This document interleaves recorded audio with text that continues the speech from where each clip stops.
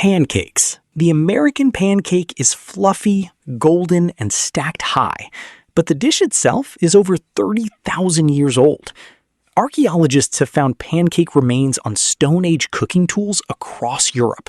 The version Americans eat today was perfected in the 1800s, when buttermilk and baking powder made pancakes thicker and softer than their European cousins. Every culture has its own name. In France, they're thin crepes. In Russia, they're blini. In Japan, they're soufflé pancakes, sky-high and jiggly. In Korea, they're hotak, filled with sweet syrup. But the American stack, drenched in maple syrup and butter, is the version that conquered the breakfast world. Waffles. Waffles arrived in America with Dutch settlers in the 1600s, but the modern American waffle was born at a single event, the 1964 World's Fair in New York.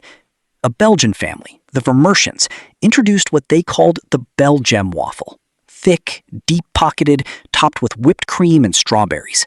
Americans renamed it the Belgian waffle, and a breakfast icon was born.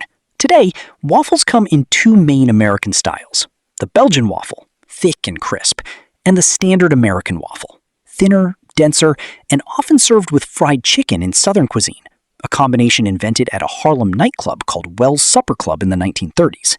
Bacon and eggs. This is the most iconic American breakfast plate, but it almost didn't exist. In the 1920s, most Americans ate light breakfasts: coffee, toast, maybe fruit. Then a public relations expert named Edward Bernays was hired by a bacon company to boost sales. He surveyed thousands of doctors and got them to publicly recommend a hearty breakfast for better health. Newspapers ran headlines. Bacon and eggs became the new American standard, and it never left. It's still called bacon and eggs in the UK and Australia, but in Britain it comes as part of a much larger plate, the full English breakfast, with beans, sausages, mushrooms, and grilled tomatoes.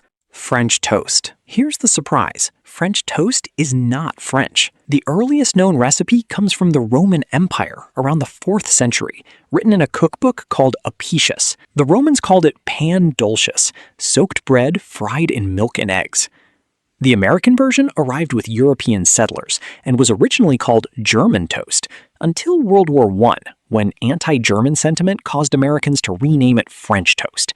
The name stuck. Around the world, it has many names. In France, it's pain perdu, meaning lost bread.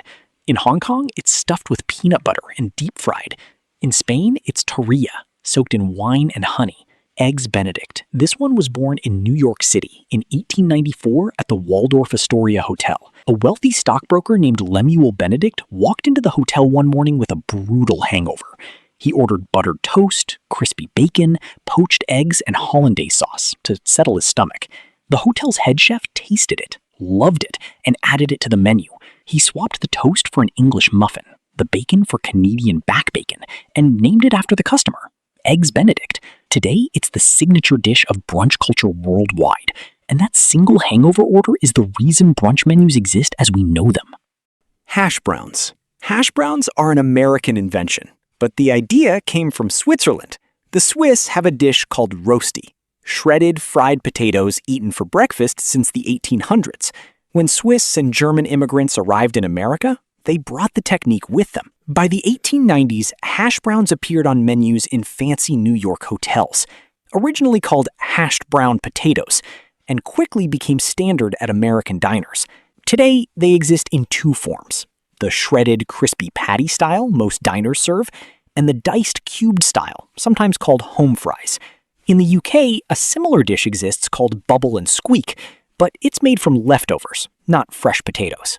And that's every classic American breakfast explained. If you learned something new, leave your favorite in the comments. And if you want more food history like this, subscribe. There's a lot more coming.